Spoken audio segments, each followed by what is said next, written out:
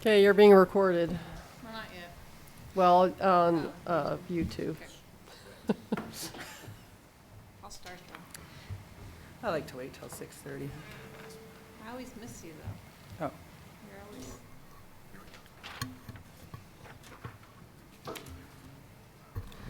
All right, the time is 6:30. It is December 5th. See? Recording in progress. Okay, it's December 5th, 2023. It is 6:30. I will call this meeting to order. Roll call. Trustee Zazzaro. Here. Trustee Hartz. Here. Trustee Moreland. Here. Trustee Thomas. Trustee Wolf. Here. Trustee Ah. Here. And Mayor Tarkington. Here. All right, would everybody please stand for the Pledge of Allegiance?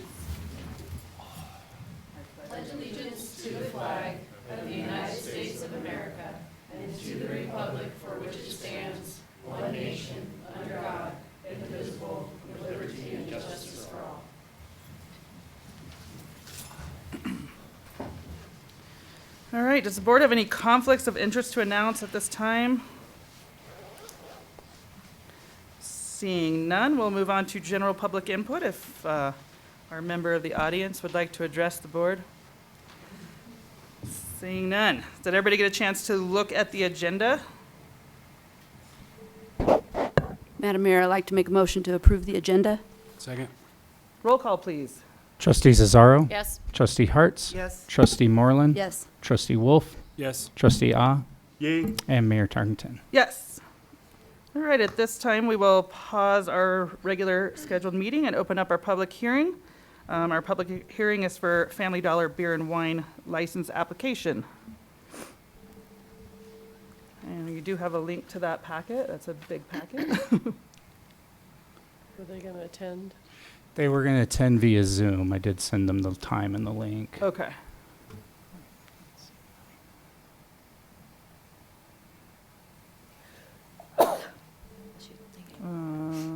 It is only 6:32.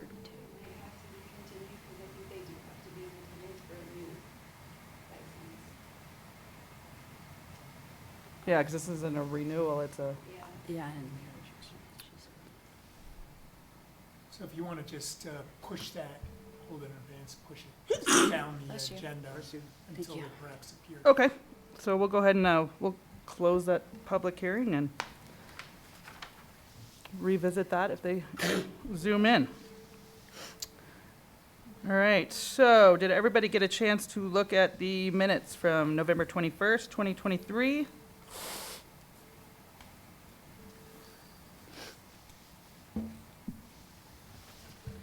Yes, Madam Mayor, I'll make a motion to approve the November 21st regular meeting minutes presented by Town Clerk Dustin Heaton.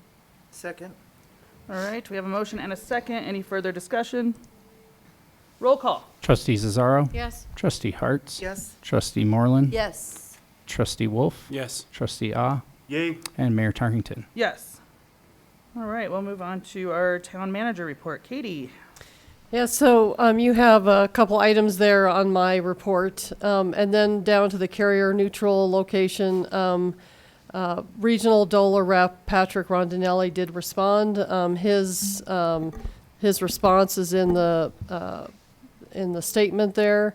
And I think that if we look at a town option to manage that CNL, it's not necessarily preferred at this time. The Deeply Digital could be a conflict because they could be the fiber provider to the area and actually using the CNL. A third party would be like DB Tech. They have the skills to be able, and they're the ones that are actually installing. They're a third party installer for Deeply Digital. And then the preferred choice would be Region 9. So there is a broadband meeting next Thursday, and I have that on the agenda for Region 9 to be considered. Send us a kind of a lease just like you saw from La Plata County's CNL and see if that works. Really, I don't think we're going to make money on this. I think the goal is basically to cover the utilities. There's air conditioning running in the summertime and heat in the wintertime. So we do want to make sure the utilities are covered in some way. So unless you would like to see an additional lease fee for that. This is not necessarily a decision item, but I was going to bring a more formal document back to you at a later time. But you can certainly discuss any additional fee for that CNL. We paid 50% of that. The other 50% was a grant through DOLA, through our broadband grant. I mean, I think the discussion that we had was they would have to pass that fee on to the customer, and we're trying to keep affordable internet. And so I think if we're covering our utilities, is there a backup generator in there, or they don't need a There generator? should be, In that It's room. on phase two. yeah. Oh, Have So we yes, been there will be covering, one Yep. installed, but not at this time. we've been covering it thus far, right? We have been covering it thus far, yes. But there's no carrier in there yet either. What's phase two? I mean, what's that, what does it involve? I don't know what phase 2 is. I thought that was the generator was, Yeah, so. There's two phases of the installation. Right now, phase one is the CNL building, the electricity and all of the basic conduit and fiber pulled into it. Phase two, they have a bunch of other anchor locations. Phase one, they're installing 7 anchor locations, which are basically in public buildings, the library, town hall. I don't know all of them off the top of my head. So once they get in and get lit and actually start serving customers, they'll have the gas service installed and then a backup generator put in at this time. Right now, all the fiber is dark, which means it's not lit. They haven't been able to provide services. So that's basically the phasing for the project is once they get in, all their rack space filled and start bringing customers online, that backup generator will go in after that. Then phase two is the upgrade the building enough to make Yeah. it usable. yeah, so, And yeah. right now, they have DC battery backup for 12 hours is what they're saying right now. So the backup generator is a no-fail option. They do have backup power in there. So as it I sits. do know the anchor locations are in the DOLA grant that we have. Mhm. So it's just, phase 1 and phase 2 are still part of the grant, one grant with the town. Yes. Okay, just want to make sure. thank you, Jeremy. Katie, anything else you want to touch on? We have the card security system, we have an executive team that's putting that, that's implementing that, and Amber Abdallah, she's leaving on vacation, I believe, tomorrow, but she's been doing a really good job of training and kind of getting up to speed on the badge system, so. All right. Does anybody have any questions for Katie? All right, we'll move on to Dustin.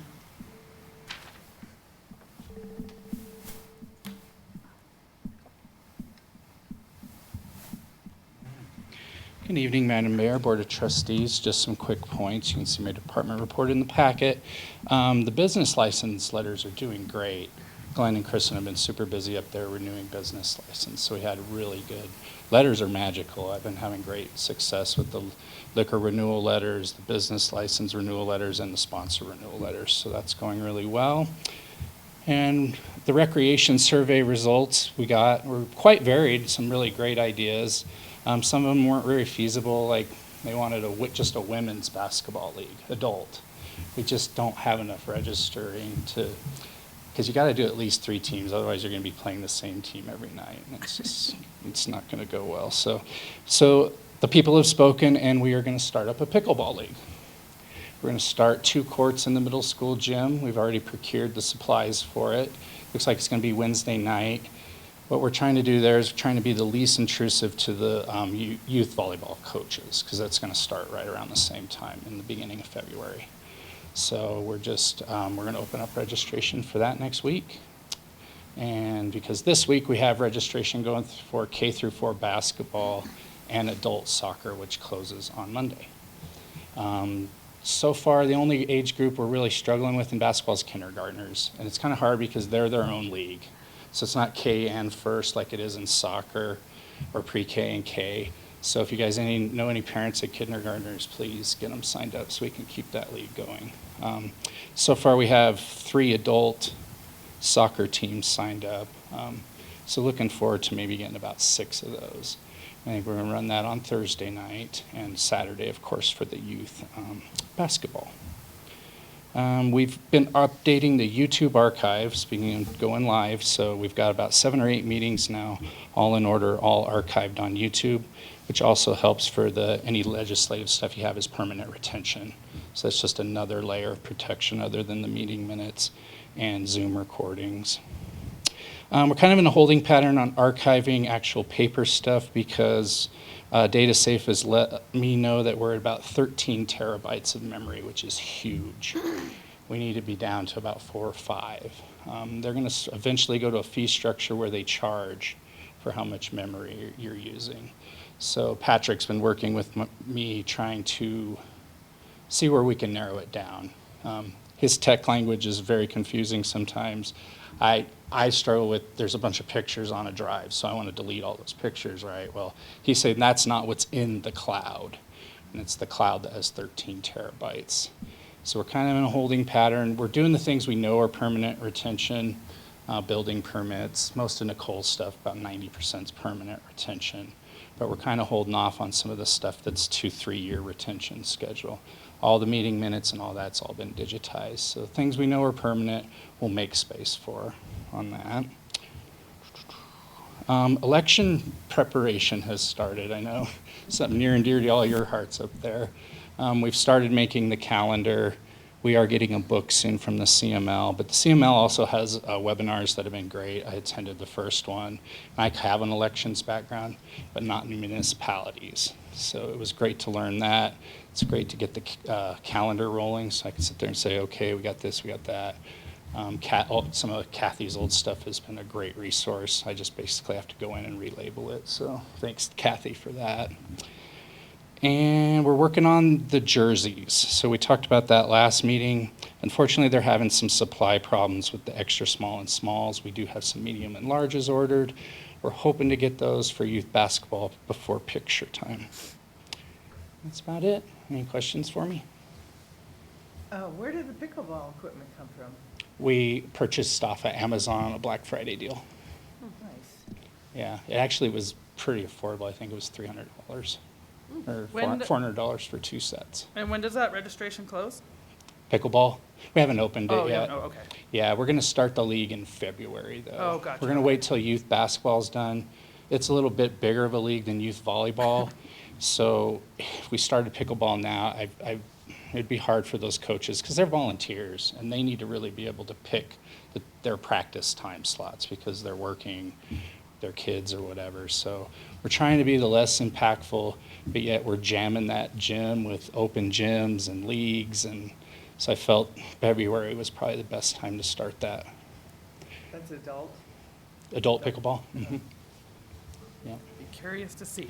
So we're going to run 2 courts, so we're going to be able to do doubles. So we're going to be able to have 8 people at a time going. We could almost cram 3 courts in there, but your wiffle ball would be flying into other people's courts. Easy there. But it's exciting. I mean, the people spoke. There was a lot of people, and it was very positive response. We put dodgeball in there. We put a lot of fun things in there, but pickleball won. The data safe, I noticed there was a $8,000 charge for that this last November. Is that what we're paying for the storage? Is that an annual charge? I'm sorry, I couldn't hear what you were saying. Oh, I'm sorry. The data safes, I noticed there was an $8,000 charge on the financial statement for November. Is that related to the storage? Is that what we're paying for storage? No, that's a contract that we have with For DataSafe. IT. For, IT. And for IT. release all of our computers and all Okay. their IT support. And is that monthly or? Yes. Okay. Okay, thank you. thank you. We still don't have, all right. We'll move on to vector disease control, our 2023 mosquito control report. So you do have a report from Vector Disease Control Incorporated. Probably the significant things there is that in 2023 we had snowpack that was higher than 2022. We had warmer temperatures throughout the entire 2023 summer. You also have a mosquito Culex that spreads, it's a vector of West Nile virus, but then you also have a mosquito called Aedes. I'm not going to be sure how to pronounce it, but it's common in Colorado, and they're associated with newly applied floodwater. So we've got the standing water for Culex and flooding water for Aedes, those two mosquitoes. They talked about a little bit of staff shortages to begin the season with. Rihanna can't wait to get back to do a presentation about what they'll be doing in 2024. She says she's been speaking to larger audiences and crowds, so she's ready to go in 2024 and kind of give you a full kind of report what they're gonna do in 2024. So, and you do have a new contract that started 2024, 2025, and 2026 with Vectors Disease Control Incorporated. Any questions? All right, we have a letter supporting Upper Pine Fire, their grant request. And that's in your packet, unless you have any questions. Yeah, the deadline was December 1st, so that's why we went ahead and signed it and sent it to Upper Pine for their grant request. And of course, this will be a great addition for the medical clinic and their new fire station up on 501 or off of in town. So. All right, and we'll move on to our single-use plastic and styrofoam letters. I can take this one. So as if you might all remember, back in last November, we actually did some outreach to the community because of the new Plastic Pollution Act that was passed, and how that was going to affect our community for 2023, which was if you are a store that has 3 or more stores in Colorado, or you're a franchise that has stores in other states, you had to start charging 10 cents a bag for single-use plastic and paper. And starting in January of 2024, single-use plastic can no longer be offered at those locations, and they can only offer recycled paper. And so we need to get the word out to the community, because it's been a year since we kind of outlined the dates for them. And then also the act says in April of 2024, they need to start submitting 60% of the fees they collect to the municipality. And so we're going to create a process for what that looks like. We have a feeling we're not going to see a lot. Yeah. So sometimes it's in towns like this, it might not even be worth our effort, but it's required by the state, so we have to do it. But if it's under $20 that they collect for the reusable paper or the recycled paper bags, then they don't have to submit that to the town. So we have a feeling we're not going to see a lot of it, but we do need to get the word out there. And that's for again, single-use plastic and recyclable paper bags. And then there's another piece of this, and this is for restaurant owners, and this affects every restaurant in the state of Colorado. And after January 1, they can no longer distribute expanded polystyrene product or styrofoam takeout containers. If they have some still in their supply, they can use those, I believe, until the end of June, but they can no longer purchase those and no longer give those out. So, so 2 different letters we got to send out. All restaurants in the state that applies to, and then the plastic, single-use plastic bags applies to, again, stores that have 3 or more stores in Colorado, or they're part of a franchise that has stores even outside the state of Colorado. So we have a few of those in town.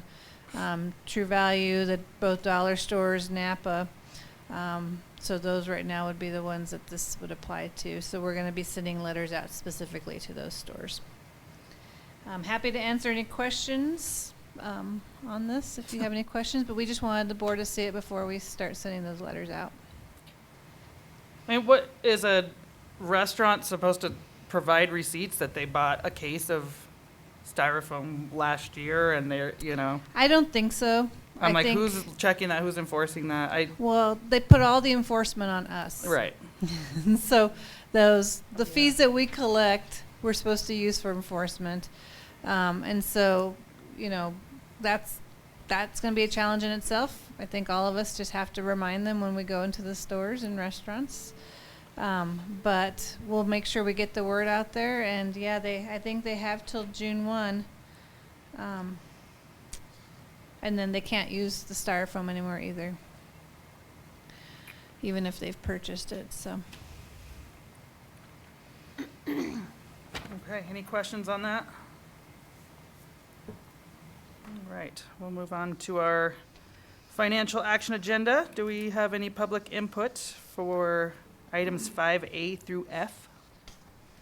All right, we'll go to our November 2023 disbursements. Does anybody have any questions?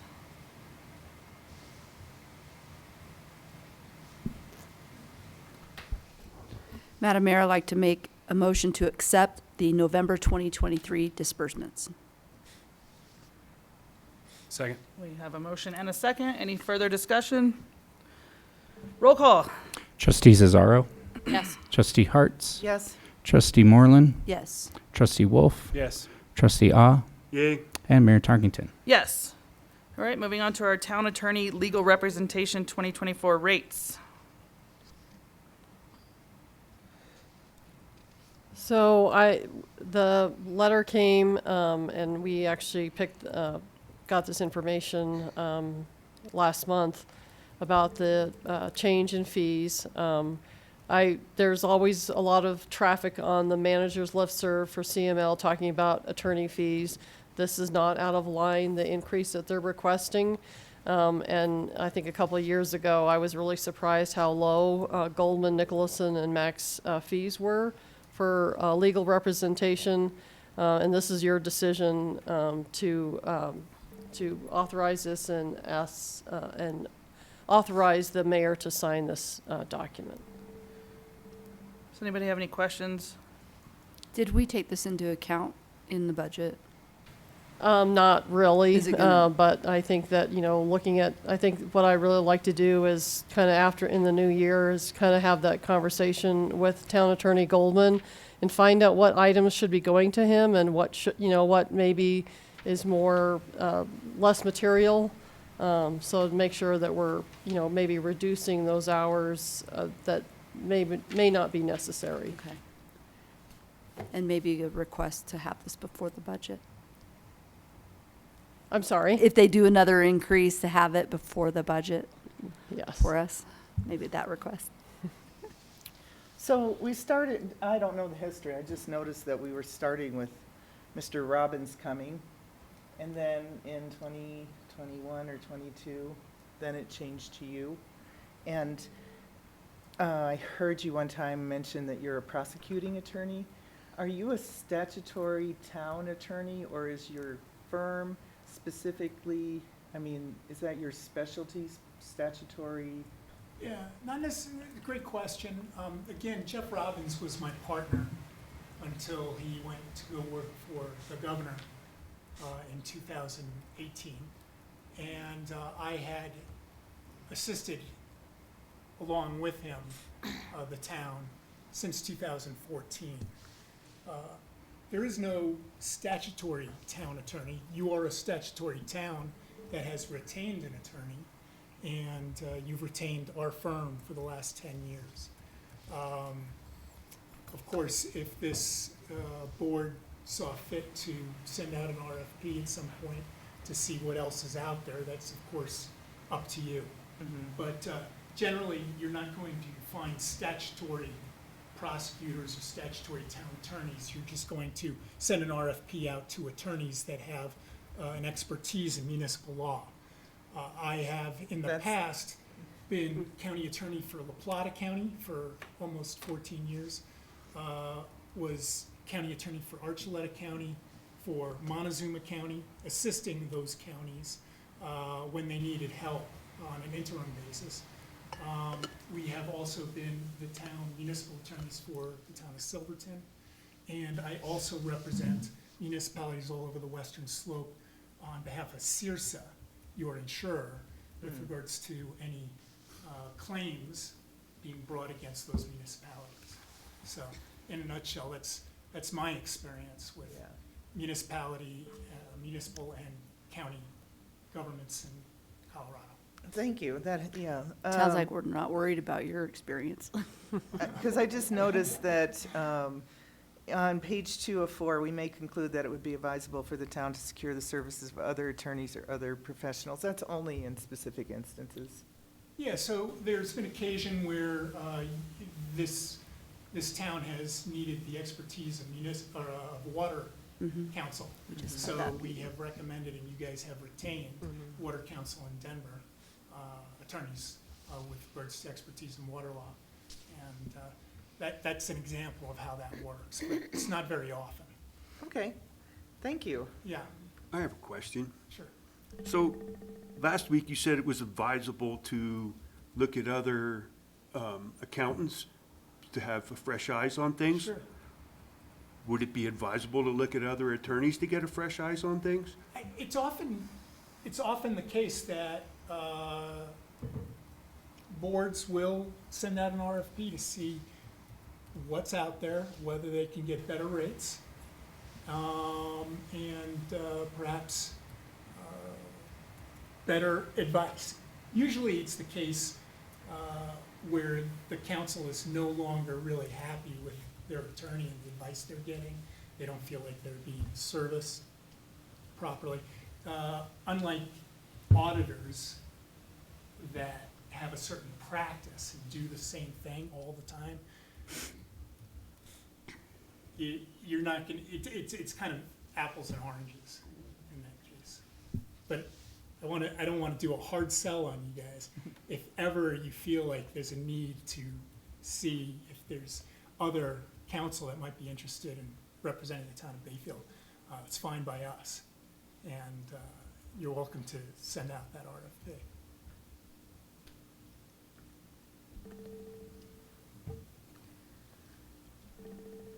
Any other questions from the board? Nope. I would entertain a motion if. Madam Mayor, I'd like to make a motion to authorize Mayor Tarkington to execute the updated legal representation document. Second. We have a second. I don't know who you're giving it to. Quick one. Roll call, please. All right, Trustee Cesaro. Yes. Trustee Hartz. Yes. Trustee Moreland. Yes. Trustee Wolf. Yes. Trustee Ah. Yay. And Mayor Tarkington. Yes. All right, moving on to custodial quotes. We did have some late stuff come in on that. Yes, Kristen Dallison basically put together the spreadsheet that I sent out email, and it's also in paper in front of you as well.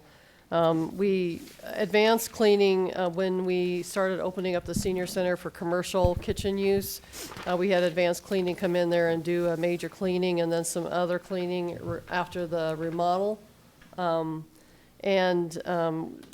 Carrie is very happy with them. She would really like to do the senior center for every week instead of every other week.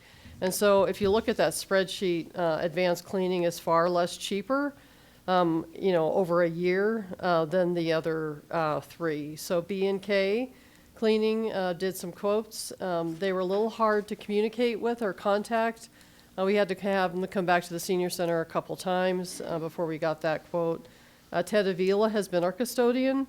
I think that there's just a couple things I pointed out to him that just needed to be taken care of. And then Spotless obviously is the highest, and I don't think they were in the ballpark what we can afford. So this will help reduce some of our expenditures from Ted Avila. Almost a third of what, or advanced cleaning is a third of what Ted Avila's is, so.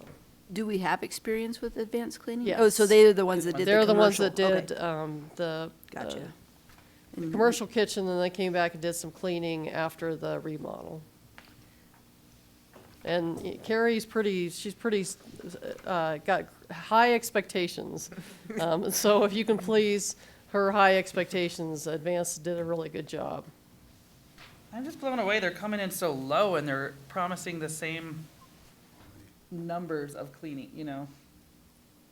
I don't know, she was very personable, very, she came in town hall, went to the police department, really easy to talk with. Of course, we've gotten to know Ted as well, but Yeah, I mean, I would take it if that's shouldn't be the any case. That saves surprises a on bunch of that money. side.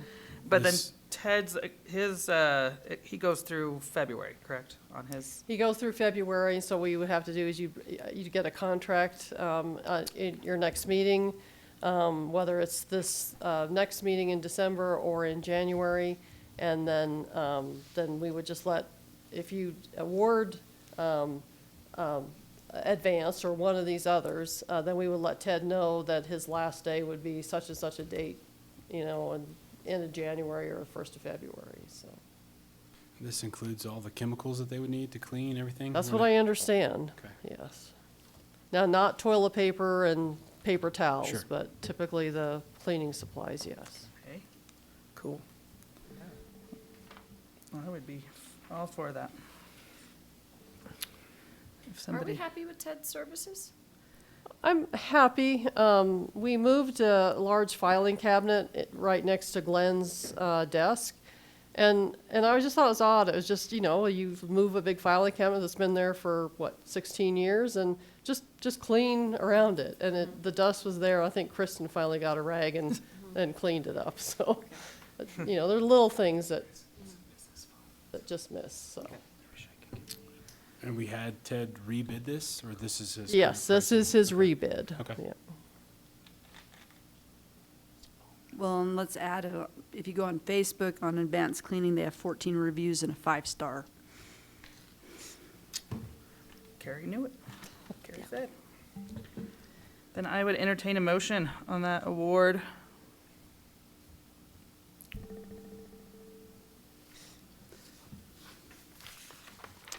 Madam Mayor, I'd like to make a motion to approve Advanced Cleaning for the custodial contract at, which one is it, the 13? So it would be adding, yeah, it would be that 13. At $13,200 annually. Second. All right, any further discussion? Roll call. Trustee Cesaro. Yes. Trustee Harts. Yes. Trustee Moreland. Yes. Trustee Wolf. Yes. Trustee Ah. Yay. And Mayor Tarkington. And Yes. tell Kristen good job in getting the quotes and Oh, getting yeah, that down. she did a great job, thanks. All right, East Mill Street Gateway Pay App. So this is the first payment request, number 1, for East Mill Street. I'm going to get to that page. Sorry, get a little backed up here. The town engineer reviews this to make sure that they have done what they're supposed to have done. You'll see that the bid, their contract is $355,000. And then they also have to take off the retainage. This is a grant-funded project. And so they're asking for $87,724.43 in this application. All right, any questions? What was the total bid on this project? $355,002.58. So this is just 80 of that? That's, yeah, just, Okay.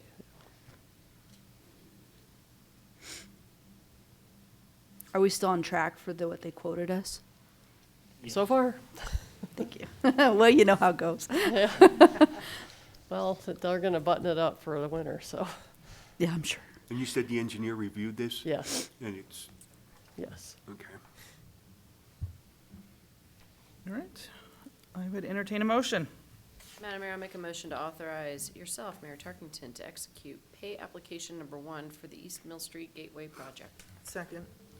All right, roll call, please. Trustee Cesaro. Yes. Trustee Harts. Yes. Trustee Moreland. Yes. Trustee Wolf. Yes. Trustee Ah. Yay. And Mayor Tarkington. Yes. All right, Lupine Stormwater Inlet Project Award, TRC Construction. Yes, sorry for getting this memo out late, guys. Anyway, if you recall, Lupine Drive was one of the large flooding events that we had during the storms last year. So with the sidewalk expansion on Clover, we did have storm inlets designed to be installed there. The thought process behind that is we get one contractor to do the sidewalk extension and also install the storm drains this year. It was in the budget. Unfortunately, we weren't able to get the same sidewalk contractor from Orchard to install the storm drains. So we ended up bidding them separately, and we did get pricing back from TRC, coming in at 88,000, was it 686, which is a little bit higher than engineer's estimate. You guys should have gotten your packet, I believe, Katie, the cost analysis from SGM. Engineer's estimate was 80,000, so it's $8,000 more, and the overage is attributed to those storm inlet grates from prefabrication. So basically what the request is today is to award the project to TRC. We would want to do construction in 2024, which it is in the budget, but allow them to order those storm grate inlets because there's a 4-month lead time on it. Oh, wow. So if we could get them under contract, that'd allow them to get prefabrication in process, then we could probably get them in April, I'm hoping, and get those stormlets put back in. We are channeling some more water, not a huge amount, but when we did put that sidewalk down the side of Clover, some more water is going down towards those residents. So this it is a large impact, one of the top priorities in the stormwater repairs that we have. So we're asking for that today. If you're comfortable awarding that, we can allow them to procure the storm drain inlets in 23. Construction will be in 24. And then I also did attach in the packet that Katie had put out. It's a shorter agreement. It's an independent contractor agreement. I've been using it for smaller projects for the last couple of years with for the meter relocation with L&T Services and CPC projects. It's something that we can manage in-house, which still meets requirements of insurance, federal ID, tax. The one thing that it does save is the engineering cost for, what you see on that pay app, that JPTD, whatever that is, the standard engineering documents. We're currently paying a town engineer anywhere from $140 to $165 an hour to put those projects together. So we would like approval to use a smaller contract agreement, manage those in-house, maybe for some of those projects under $100,000, and have some of that cost saving for just basic record keeping that was in there as well. So Do we have somebody that has expertise in that to bring it back in-house? yeah, I mean, I've been doing all the project management for the large projects as well. Okay. So that's basically just dotting the Ts and crossing the Is and making sure that we're, have the engineering drawings, signed documentation, current business license, insurance, and the tax forms. Okay. So we have a lot of confidence when we dot our Ts. Teeth, cross Yes. our eyes. Yes. Yeah. Can I ask this, Jeremy? Do we have like a documented, like standard operating procedure for how we accomplish this so that if you won the lottery tomorrow and we've had this practice in place, that the next person would know how to do this? No, that's job security for me. Oh, okay. No. Yeah, there is. So, and if you do It's so read he in that independent dot his contractor Ts and agreement, cross his Is. and that's something that I'll make you aware, that is a professional services agreement that I did modify into an independent contractor agreement. Previously, when I started here, the town wasn't using any type of a formal arrangement for smaller jobs, say for roofing, siding, small municipal repairs, HVAC installation, heaters. So we started implementing this, so you know our $2,000, $2,500 contracts has something that's binding, so we can, one, hold the contractor liable for completing those services in a professional manner. As well, it protects the contractor. They have something they can take back and say, no, the town agreed to pay us XYZ for appropriately installed equipment or vice versa. So you're more than happy to have Attorney Goldman take a look at it and make sure that it would be appropriate for a smaller project. But I think that's up to the board's comfort level. But some of these smaller $30,000 projects, I think there is some cost savings that we could see by using a little simpler agreement with some of the contractors, especially ones like TRC has done a lot of civil work for us in the past, and we're pretty confident that they would complete these smaller jobs. My question is this two different motions, or is this, Yeah. can we give direction we're looking for a motion on the TRC construction award, but then are you? So you can make, award, TRC, the Lupine Stormwater, Inlet Project, using this standard, I don't know, ICL, is that what you called it? That's ICA. ICA contract could be one motion, I believe. Using ICA contract? Yes. Agreement, yeah, the independent contractor agreement? Okay. So, Before you do real quick. so this is a stormwater thing. Yeah. So, and we don't have the stormwater enterprise in our budget in this. We don't. So but, what kind of expense is that? It's a street repair. Okay, So we would be able to absorb it, and that's what we talked about before. So in the 2023 budget, when you see the Clover sidewalk extension that was adopted there, there was a dollar amount, $35,000, I believe, was for the sidewalk extension, and there was another $65,000 for the storm inlets that were installed in the same proximity. When we were trying to roll that into one project and hopefully be able to wrangle one contractor to go in, install the prefab storm drains, well, we didn't have any luck bidding it together. okay. So those funds, when we were talking about the Mill Street Gateway, are attributed to the sidewalk project, but that's going to carry to 24. We do have funds available in the street fund from the Clover sidewalk to be able to spend, I believe, in the engineer's estimate, it's going to be around $12,000 for the storm inlets and the grates, and that's really what we're looking for your approval for this year, is to get those ordered and get them coming, so we can have them early spring. So are we approving the 88,000 or 12,000? The 88,000, Okay. we'd need to approve the project award for TRC to Okay. have them procure the Gotcha, appropriate okay. material. All right, good questions. I would entertain a motion. Madam Mayor, I'll make a motion to award the Lupine Stormwater Inlet Project to TRC Construction in the amount of $88,688, utilizing an independent contractor agreement. I'll second that. All right, any further discussion? Roll call.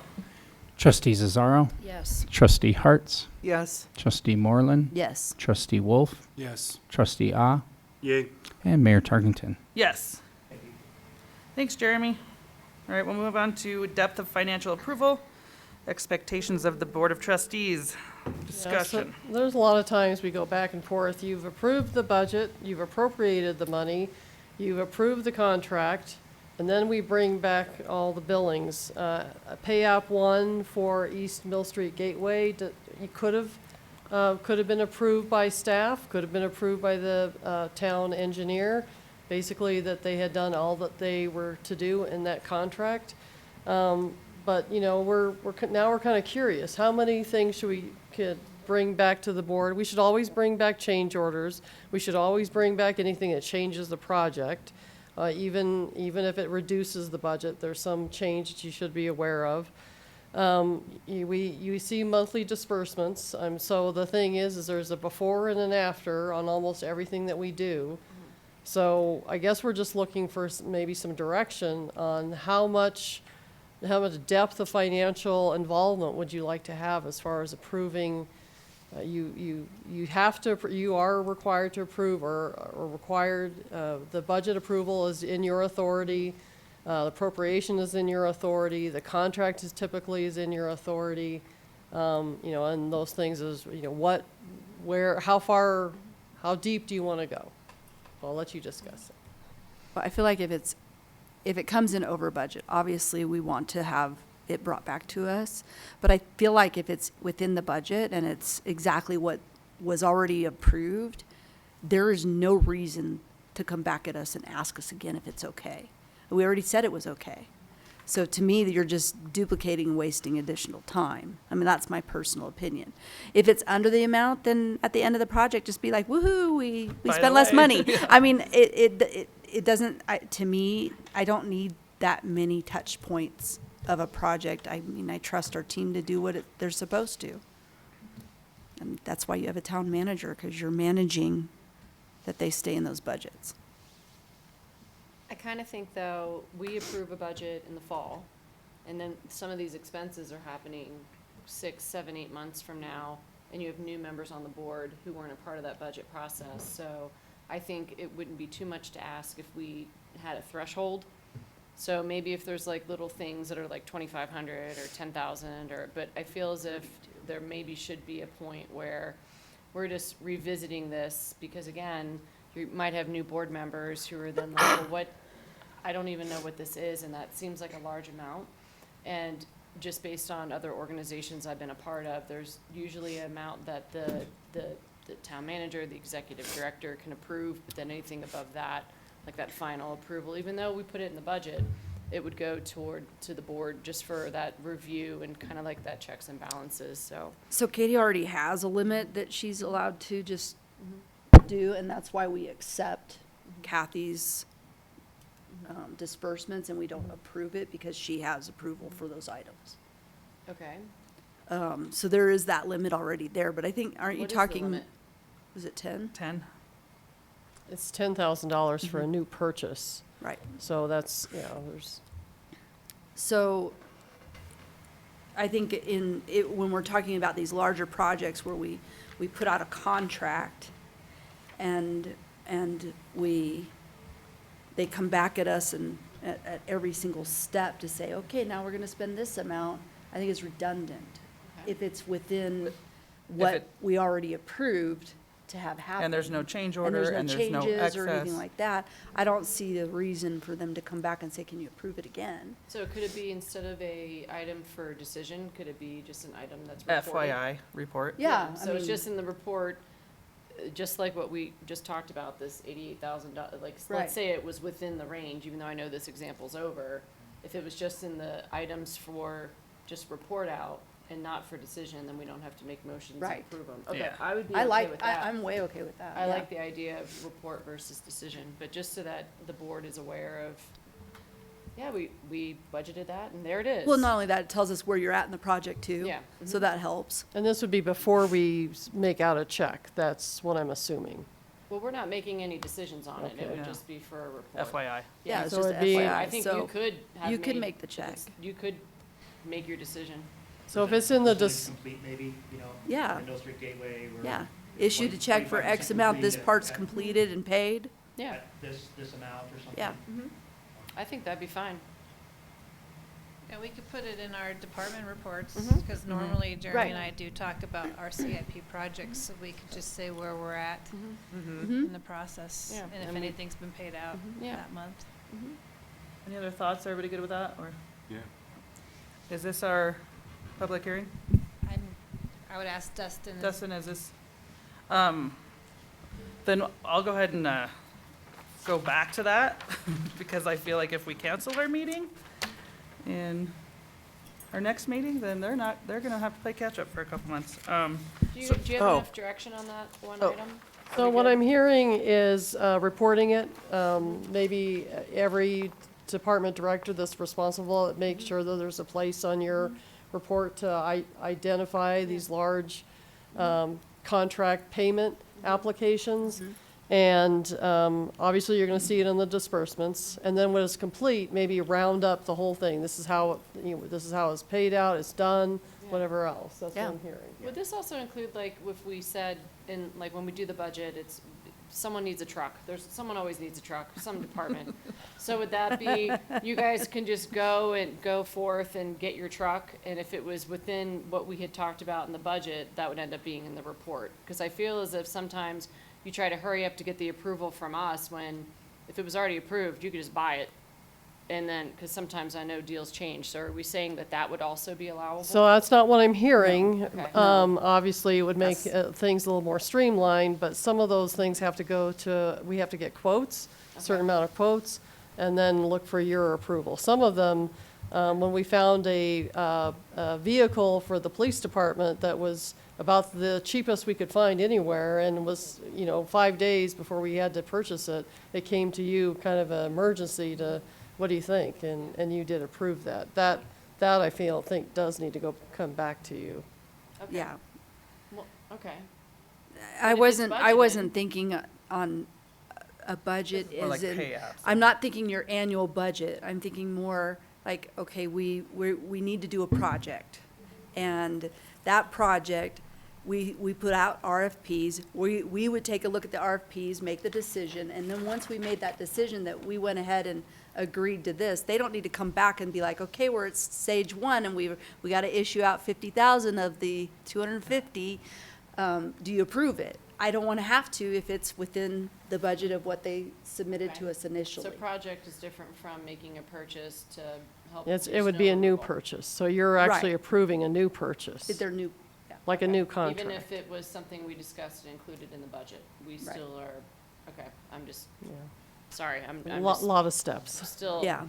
Well, then I mean, I guess I could also see it as if it was budgeted, could there be an amount at which it could be a report versus be we're making that decision? If you have fiscal processes where you're getting 3 quotes and you're following those processes, I'm not sure why use your best judgment. If it's in the budget, pick the one which, I don't know why I am picking which cleaner we are using. If you guys determine you got your quotes and you want to use this one,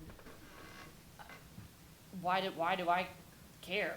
Like, I'm not a subject matter expert in how to clean these buildings, so that's where I'm just not understanding that's a new service or that's a contract, yet we're I'm not understanding the difference, is what I'm saying. I Yeah. feel as if if it was budgeted and you found what you needed and you did your due diligence in our finance policies and procedures, then why can't you also then go buy your truck?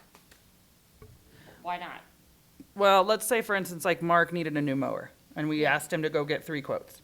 And there's one that comes in at this price, one that comes in $5,000 more, and one that comes in $10,000 more. But they fall within the budget. If he just went out and bought the one that was 10,000 more, I think we would have a lot more questions. And Right. Right. I think we need to have that discussion, like, why do you have to have that one, you know? I think that there's, There's some standards that we should be able to provide in, in the public setting that, oh, by the way, this mower, this $10,000 more, has got a better rating, or it doesn't need as many oil changes, or, the blades don't fall off, or, Well, things maybe like that's that. something where Mark can make a decision at a specific amount, and then above that, it goes to Katie, and then above that, it goes to the board. Like, So I- a year, in the 2021 budget, in the 2020 budget, that your previous town manager put together, there was basically all those financial policies that were in there. They weren't followed, but they were in your budget document. So what I'm asking the staff to do is actually put together a policy. How does an employee get a credit card and then code a bill, and then what's the next step that they bring it to? Do they have a department director that should be approving that versus just, sending in, hopefully that we don't have, everybody doesn't have a credit card, but basically that process. So we're trying to put that together so that, it kind of starts from the ground up, but we need kind of your direction to do that. So the amount, if it's all like this 88,000, if it's already, you've already had it in the budget, you've already approved the contract, and and now do you really need to see the pay application for, $87,000, so. To me, it's more like you were saying, the pay application piece of it that That's we don't the need issue. to have brought back a That's the pay bazillion it's times, actually yeah. paying for it. Right, Telling you if we can get approval for it is maybe a little different issue. right. Does that make a little No, more I sense? feel as if we budgeted $10,000 for a mower, and we find mowers that come in at 5,000, 6,000, and 7,000, we already approved it at 10,000, so use your best judgment and explain why, if you pick the most expensive one, why are you picking that? So that you can justify that if anyone has questions after the fact. Now, if it's something that's above a certain threshold, maybe it's a $100,000 purchase. I don't know that any of our division directors are making new purchases in that amount. Well, that's what I'm saying. So there's a threshold in which you use your director, you get paid based on being a director, using your best judgment. So why do I need to decide which mower?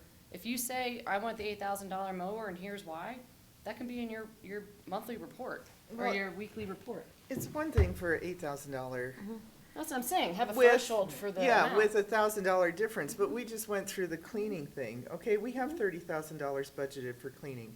So somebody could say, well, you know, I really like that guy, I don't really like change, I'm gonna keep that. And we just lost our, you know, $17,000 savings and something that Carrie likes, and Carrie is particular.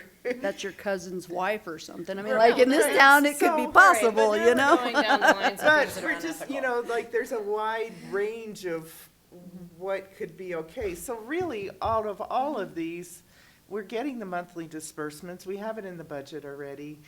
We're gonna get the bids. We have a threshold for bids, do we? Over Okay, so we're 10. gonna get the bids. So the only thing that we're really taking out Is the pay-ups. is the payouts. Yeah.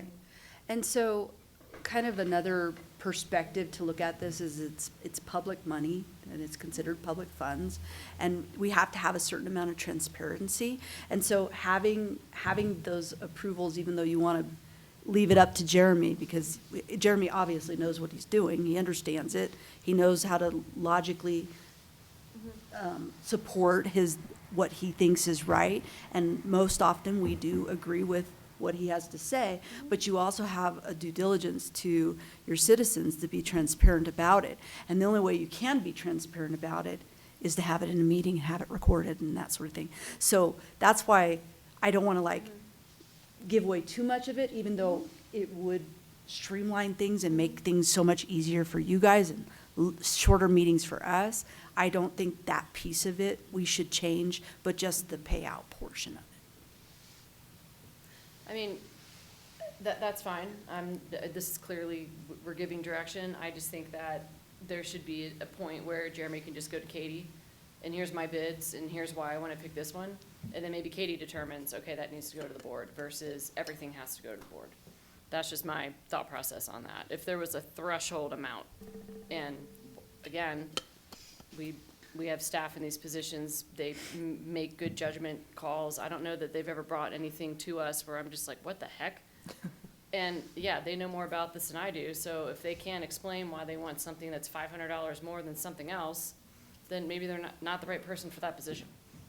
I mean, but that's fine. If you just want to do payouts, I mean, that's fine. I was just trying to make it made more sense to me to just do it across the board. And it would be in a monthly report out, so it would be documented in a board meeting. But Trustee Cesaro, just a little layer on top of that. It protects the town in many respects if the board is also getting its eyes on something, especially when something's gone out for bid and people have made their bid.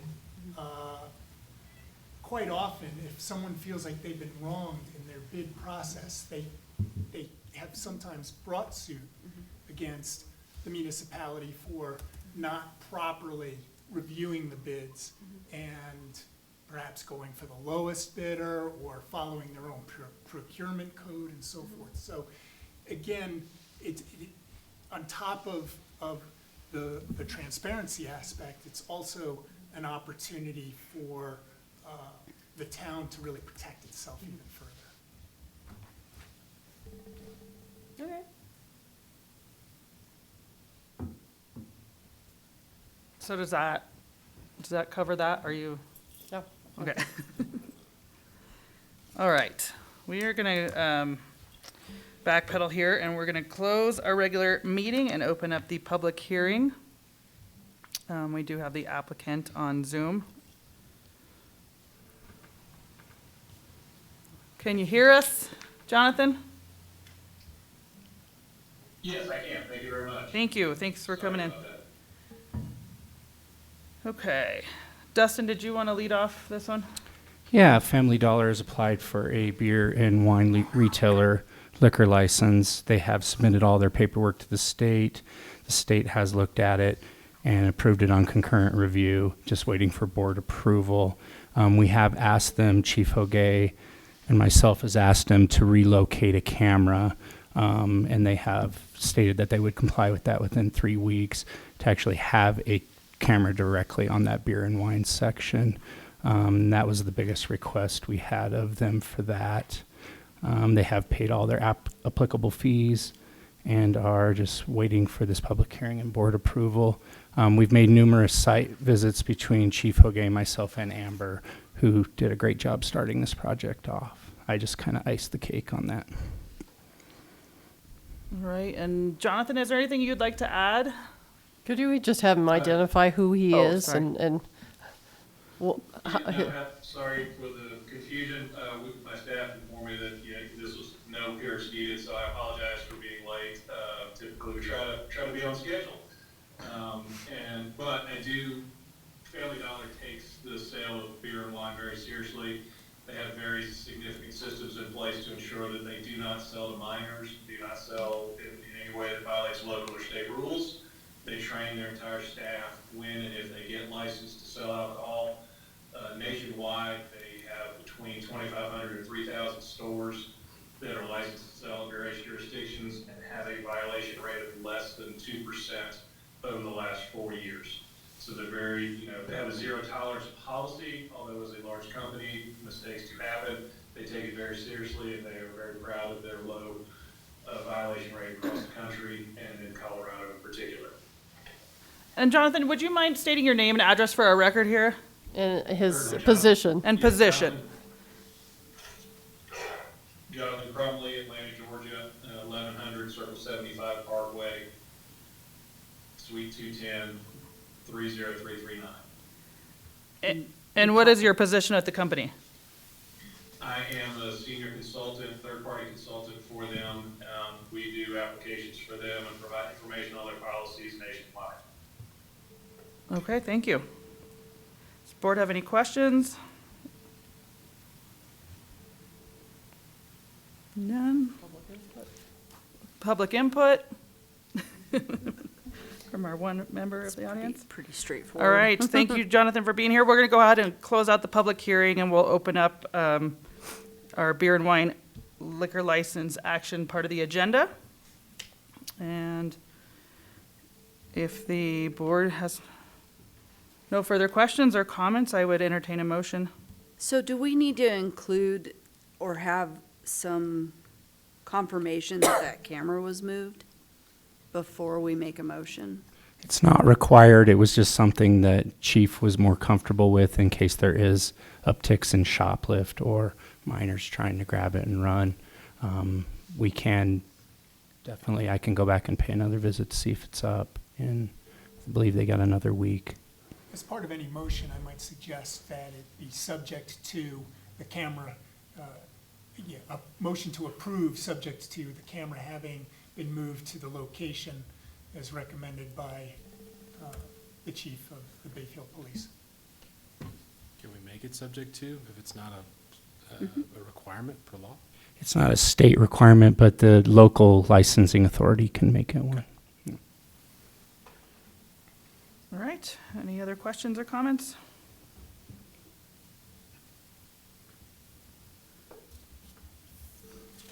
I'd entertain a motion.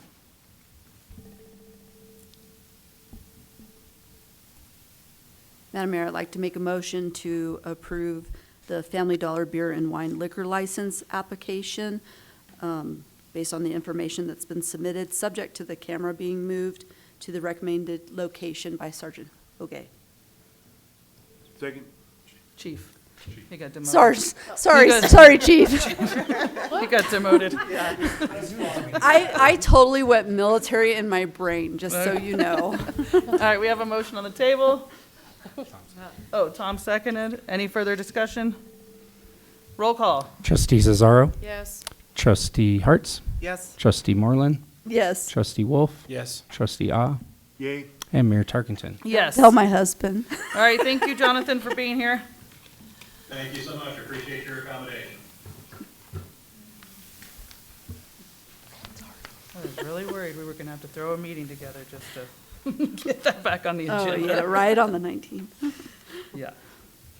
All right, so we are moving on to our action agenda. Do we have any public input for 6A through D on that? Nope, seeing none. We'll move on to Resolution 599, the emergency telephone service surcharge increase. So Chief Hogue is actually on the ETSA board as a chief of police, And this increase is a little more significant than the last one that we had. It's $207, or excuse, $2.07 per phone line. Hold on, I'm just gonna find it. Lost it. It's $2.05 per line. It's up from, $1.72. and that was an increase, that increase to $1.72 was back in 2021. So this is the first increase in a little over 2 years to cover what is federally mandated for new equipment for the dispatch center. So they had to increase this to cover the cost of what the federal government made them buy. Come in compliance. Sirens. Uh-huh. Is there any questions on that from the board? How does this affect our budget? I don't know if we're charged this fee. I know that all Or it's private customer. lines are charged that Okay. monthly. It'll affect all the cell phones we have. It'll affect all the cell phones that are privately owned. Typically, it doesn't affect I can't remember on the phone line. Don't think we're charged because we're a government agency. Okay, so it really only goes to the citizens? Yes. Gotcha. All right, I would entertain a motion. Madam Mayor, I'll make a motion to approve Resolution 599. Second. All right, roll call, please. Trustee Zazzaro. Yes. Trustee Hartz. Yes. Trustee Moreland. Yes. Trustee Wolf. Yes. Trustee Ah. Yay. And Mayor Tarkenton. Yes. All right, Resolution 600, Community Banks of Colorado Intrify. Yeah, so Finance Director Cathcart basically has been working on getting Intrify. We have only 2 banks in Bayfield, TBK Bank and Community Banks of Colorado. We did reach out to Trustee Thomas and Trustee Moreland. There's no conflict of interest because we were not going to go outside of Bayfield for banks that they work in. So we kind of determined that the best place for an Intrify is Community Banks of Colorado. So this resolution, we did have a resolution. If we went with TBK Bank, we would not have to come back to you. In this case, could change to Community Banks of Colorado, and that does require a resolution for you to approve it. And some of the questions that were asked basically have been addressed by Community Banks of Colorado. In looking at the draft resolution, section 1, it appears that there might be a typo whereby the words to and from should surround TBK. Where it should Yes. say town banking Yes. operations will be transferred to From. TBK from community banks, or No, the opposite. the opposite? From TBK From Banks to of Colorado. Yeah. Okay. Which one, where are you seeing that? Where the town manager has authority right there. Says from TBK to community banks, which is correct. Oh, okay. So we don't have to worry about that. All right, any other questions or comments? I'll just make a comment that when they presented it to us, TBK Bank versus Community Banks of Colorado, Community Banks of Colorado actually did earn more in interest for the town than TBK Bank did, and as well as a simplified version of it versus what they were requesting at TBK Bank. And so that was one of the things that was identified and most likely why they made the choice that they did to recommend community banks.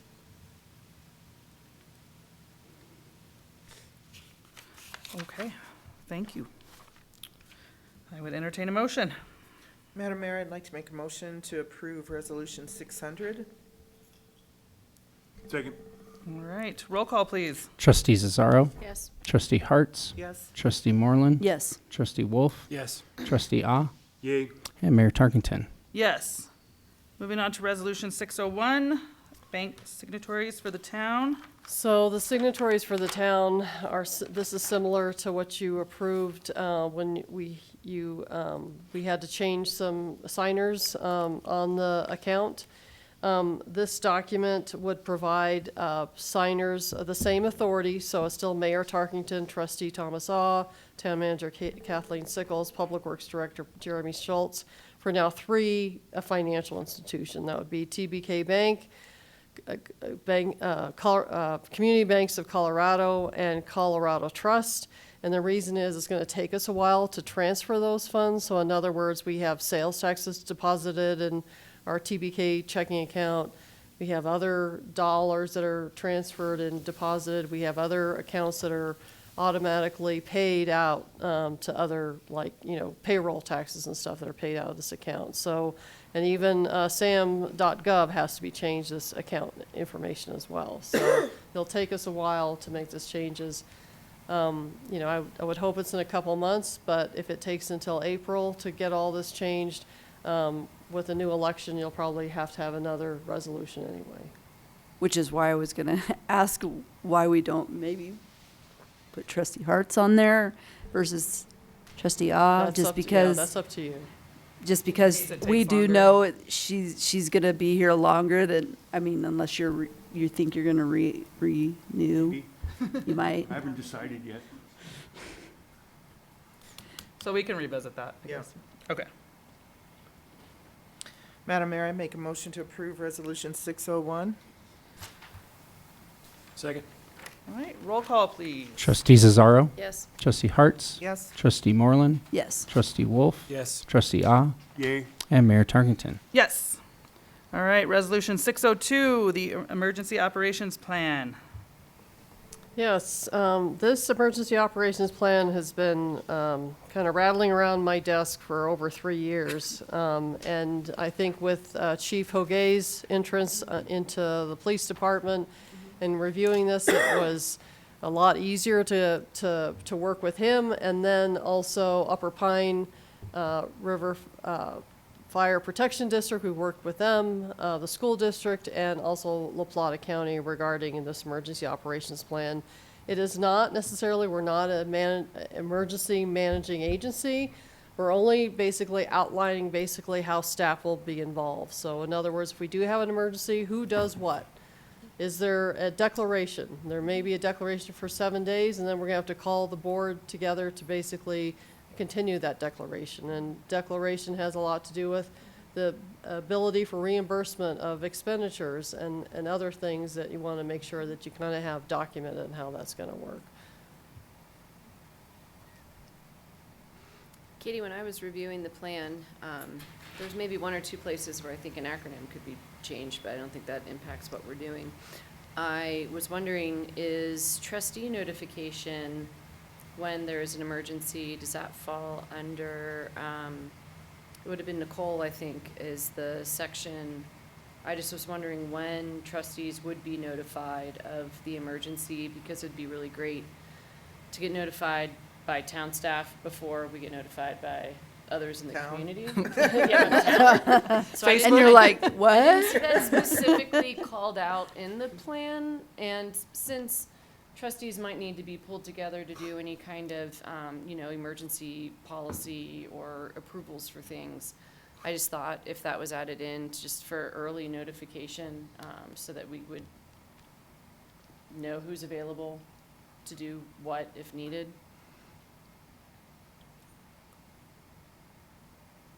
And I did notice that Dustin gets to be the public information officer, so I was curious if you've had training, or if you would like to know more about PIO training and the PIO group that's in La Plata County and in Southwest Colorado. It is on my to-do list. I was going to reach out to the county, reach out to Shauna Lagarza, see if she has anything that would help me along with that. And also in the packet is listed some incident trainings that I was going to look into that as well. I can connect you with that, is where I'm going with Yeah. this. So if we're allowed to talk offline, I can definitely help you find what it is you need. And then I was also wondering, since we're going to be adopting this plan, if there would be any since we're mentioning ICS and NIMS and all those great acronyms that fall into my day job, should we consider some version of the elected officials training? It's ICS or for the 402 class, and I was wondering what level of incident command system training do staff have in these roles or need? Because I know when it's all ICS 300 and 400 are offered in the region. So Chief, if you want to connect on that, I can help you. If you're determining who should know what, I can help you find those classes. In And our I teach meeting them. Last week when we started finalizing everything, working with Amber now, setting up the online training for ICS 100, 200, 700, and 800. Those of us that need 300 to be upper management, I'm 300 certified already. I do believe Katie's at that level as well. Okay. Mark is. So we're researching who has what levels right now. Okay. But I'm working with Amber to get that pushed out to everybody. And my department's already going to have it in 2024 that everybody has to go through all 4 online classes. Okay. The online easy, if you need the in-person, I can help you coordinate those because I know the Southwest ICS training cadre. That'll be for the 300 and 400. Yep. Within the next quarter, we should know who Perfect. hasn't had that, and we'll be able to work with it at that Yeah. point. Yeah, we can make, yeah, I can make that happen. There's only, right now, 3 people, I think, in Southwest Colorado who actually do provide those trainings who are qualified in the state of Colorado to do that, so. And we are working with La Plata County's EMA to make sure we have copies of their forms. So if we start something, we can start it early enough in the phase to get proper reimbursement. We're working on that level as well. Any support you need, I am that resource on your board if you would like to take advantage of that. So regarding your comments on page 6 of the actual plan, there, under the town manager, I could just make it A, that notify the Board of Trustees as early as possible. I mean, that could be A, and then everything else would move down to B, C, and D. Yeah, I just think it would be in the best interest Yeah. of the town and for us not to look like fools if we're being asked questions about what just happened. And it's like, I have no idea why we're evacuating to the school district or to the senior center. I mean, yeah, so. I'm okay with not looking like a fool. Yeah. No, I like situational awareness, and communication is always the after-action report of what was lacking during a response, Yeah, so. well, the situation that happened was when there was a gas hit. Yep. They hit a gas line, and Mesa Meadows was evacuated to the senior center, and they showed up at the senior center, and everybody's like, Why are you here? why are you here? And I didn't know anything about it until, I think somebody from Mesa Meadows let me know, why are we going to the senior center? Like, I have no idea, so. On the subject of communication too, since this is a living document that can have changes made to it without, coming forward to us, how are you going to communicate the changes that are to the documents as they're being made? I think that would probably be a report. We have a safety, person. Corey Griffiths has been kind of our safety person. We're kind of doing really well with that. And now, these next steps are, who's going to be responsible for this actual document and keeping it up to date. It's more the leadership team, and we did define the leadership team, so that we kind of know, that it'll probably come back to you.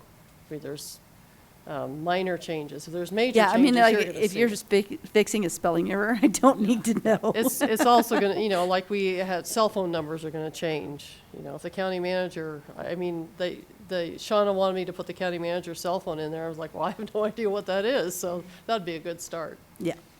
Okay. That was my only question. Any other questions, thoughts, comments?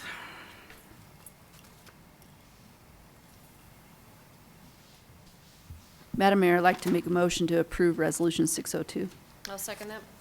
All right, roll call. Trustee Cesaro. Yes. Trustee Hartz. Yes. Trustee Moreland. Yes. Trustee Wolf. Yes. Trustee Ah. Yay. And Mayor Tarkington. Yes. All right, upcoming dates of interest, I guess we'll let everybody know about that 19th meeting, but it's probably looking, I was worried about that liquor license. I figured they'd come begging back. Glad he called in, so. And then we did have a meeting, a joint work session with the county commissioners yesterday morning. But we did have a discussion in that meeting that Mondays, every quarter, is probably not a good idea at 7:30 in the morning, so we're looking to change that up to probably like a Thursday morning, so we have a little more warning on those meetings. So just to kind of FYI on that. That would make sense. And at this time, I would, do you have any other updates, Katie or I have none. Nicole? All right, I would entertain a, Figure out the 19th. We're still, I think it's gonna be canceled. I think that's our discussion tomorrow at the Yeah. leadership meeting, so we'll just make sure that there's nothing pending in any departments that need our Keep in attention. mind that you're almost have over a month before you're gonna have another meeting, so. It would better to be safe than trying to have a special meeting, the 1st of January, so just FYI. All right, and at this time, I would entertain a motion to go into executive session. Oh, Madam Mayor, I move to go into executive session. This is agenda item number 8, motion regarding executive session, CRS 24-6-402, parentheses 4, parentheses F, parentheses I. Personnel matters except if the employee who is the subject of the session has requested an open meeting, or if the personnel matter involves more than one employee, all of the employees have requested an open meeting. Regarding the resignation of former town employee Joe Shivelshire. God, I hope I said that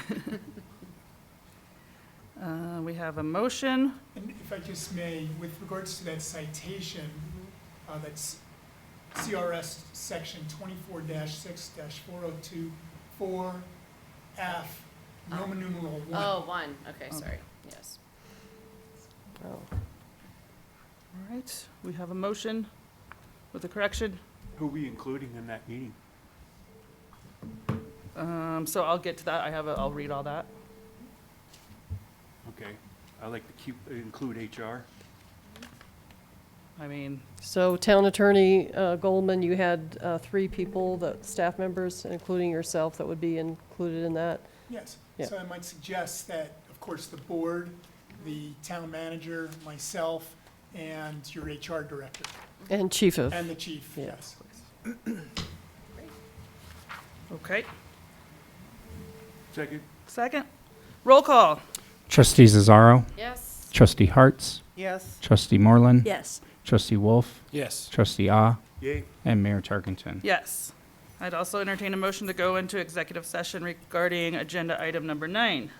I move to go into executive session regarding agenda item number 9, motion regarding executive session, CRS section 24-6-402, parentheses 4, parentheses F, parentheses Roman numeral 1. Personnel matters, except if the employee who is the subject of the session has requested an open meeting, or if the personnel matter involves more than one employee, all the employees have requested an open meeting. Regarding Town Manager Katie Sickles' annual performance evaluation pursuant to CRS Section 24-6-402, parentheses 4, parentheses F, parentheses Roman numeral 1. All right, we have a motion on the table. Second, Roll call. Trustee Cesaro, Yes. Trustee Hartz, Yes. Trustee Moreland, Yes. Trustee Wolf, yes. Trustee Ah, Yay. and Mayor Tarkenton. Yes. All right, Good everybody. night. Aye. Everybody gets a minute here to Adjust adjust. and leave. Get up. I should go get some more water.